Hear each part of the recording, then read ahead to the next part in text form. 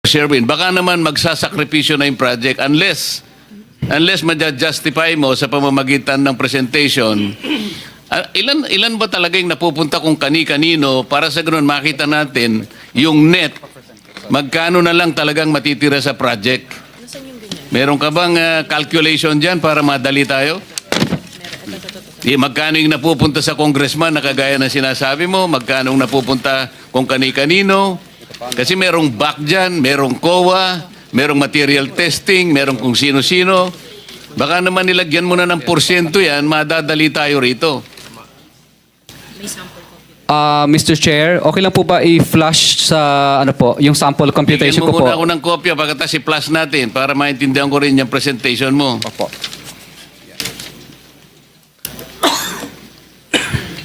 Yung staff, pakitulungan si Mr. Diskaya para ma-flash natin sa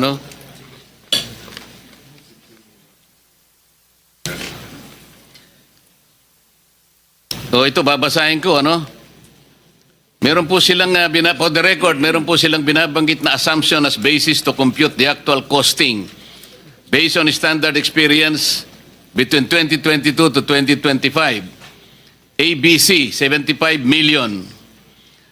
Ang winning bid po ay 72 million. 43% po ang SOP. 43% ng winning bid. Broken down into the following. Ito po allegation nila, Speaker Romualdez Saldico, 25%. Congressional pass-through fee, 5%. Buyout fee ng BAC, 6%. DPWH, DE and RD, 7%. Yan po yung 43%. Sa mga tweed, yun ang natitira. Aalisin nyo pa yung tax na 7%. Broken down into income tax 2% at withholding value added 5%. So ang project cost po sa kanilang approximation is between 35 to 38%. Ito na lang ang natitira. Sa mga tweet po, kung 100 million ang project, Senator Sherwin, ang natitira is between 35 million to 38 million talaga magsasuffer ang project. Ang net profit po nila sa calculation is between 12 to 15%. Ang tanong po kanina, Mr. Diskaya, because this is very important, kung ang cost na lamang po ng project is between 35 to 38%, hindi po ba talaga magsasuffer ang project? Ang importante rito ay katulad nito, flood control. Buhay po ang sinesave, kaya po inaayos natin, sinisinop natin ang ating mga river basins. Ngunit kung ang project, ang panggastos ng project ay matitira na lang 35 to 38%, paano nyo magagaranti na magagawa po natin ang project sang-ayon doon sa pagkakadrawing ng DPWH? Mr. Chair, sagutin ko lang po ng detail by detail. Opo. Kadalasan po, Mr. Chair, may warranty bond po kasi yung aming project. At pangalawa po, pag nag-collapse po ito dahil dinaya po namin, mas malulugi pa po kami. Sa napakaliit na natira sa amin na minsan 5%, 3% na nga lang, magko-collapse pa. Kaya ang ginagawa po namin, Mr. Chair, ginagawa po namin ng tama ayon sa plano, ayon sa specs, ayon sa program, ayon sa design. Ang ginagawa po namin ay mga suppliers po, kasi maganda naman po ang pagkakaprograma nila ng presyo. So, for example po, yung sheet piles po dyan, Mr. Chair, na nakalagay, sa budget po ng program of works, 14,256 million, pero sa actual po, kaya po naming mabili sa market ng volume ng 6,652 lang kasi maramihan. Okay. Yung concrete naman po, Teka muna, sheet pile ang sinasabi mo.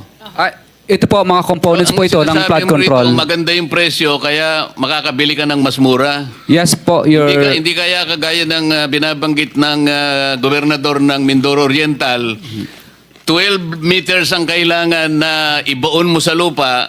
Ang problema, yung 12 meters, kinatay, ginawan 3 meters. Baka naman ganun ang project mo. Hindi ko po kayang sagutin, Mr. Chair, yung gawa po ng iba. Hindi, ikaw ang tinatanong ko. In-example ko lang yung Mindoro. Baka Opo. ganun ang gagawin mo, may mali talaga. Hindi po, Mr. Chair. Kami na lang po ang nag-a-absorb ng maliit na kita. Ibig po sabihin, Mr. Chair, kesa wala kaming project, walang trabaho yung mga tauhan at empleyado namin, minabuti lang po namin na kumita na lang ng kahit na barya-barya lang, dinala lang po namin sa mas maraming uri ng project. Thank you, Mr. Chair.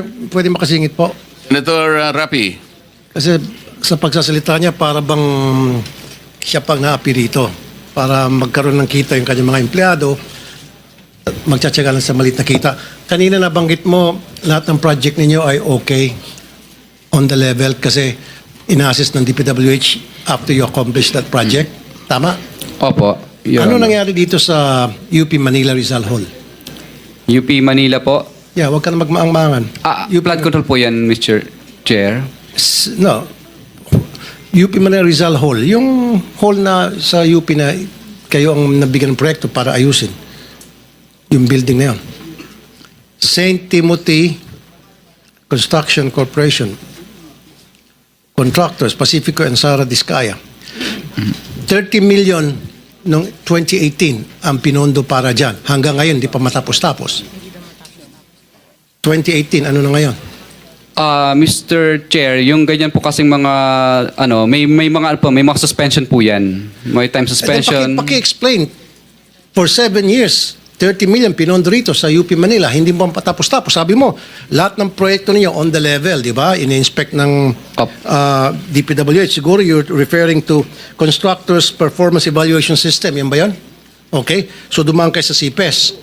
So, kung dumaan kayo sa CPES, bakit itong 2018 na project nyo sa UP Manila hanggang ngayon, yung Rizal Hall hindi pa tapos-tapos na binadgetan na 30 million. So mga estudyante, hindi nagagamit yun. So tumatambi na sa labas. Mr. Chair, yung DPWs po sana ang makakasagot niyan. No, ikaw makakasagot ito. Proyekto mo to eh.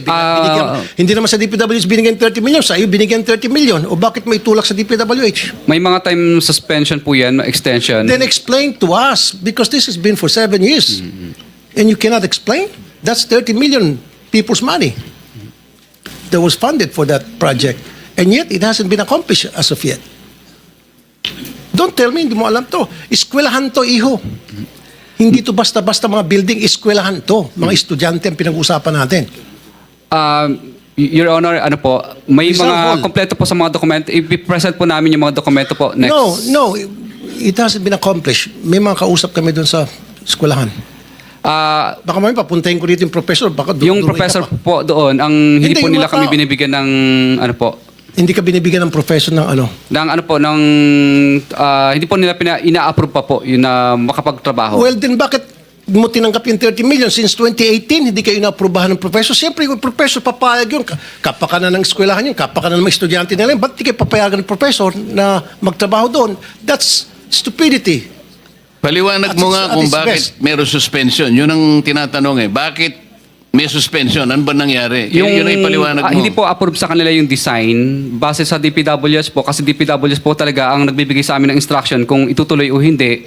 Kasi ang magkausap po, yung consultant po ng eskwelahan at Hindi, ng ang DPWS tinatanong po. ni Senator Rapi, binayaran ka na eh. Binayaran ka na ba? Yes. Hindi. Bayad na. Kasi ganito yan, Mr. Diskaya, bago kayo gagawa ng proyekto, bago ba aproban yung proyekto, gagawa kayo ng feasibility study, right?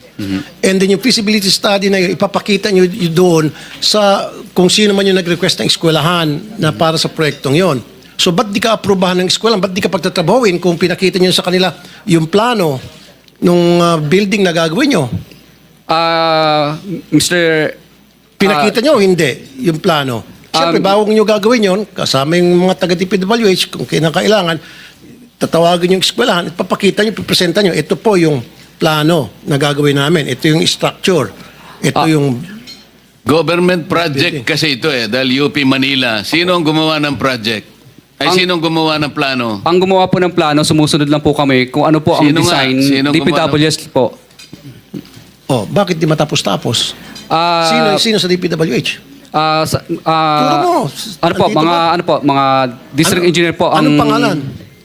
Si, Anong pangalan? dati po, nung nakaraan, panahon pa po ni district engineer. Tapos ngayon po, bago na po yung district Hindi ka, engineer. sino ngayon noon? Sino yun noon at saka ngayon? Kasi 2018 hanggang ngayon, 2025 na, hindi pa rin matapos-tapos. And yet, yung 30 million na-release na sa inyo.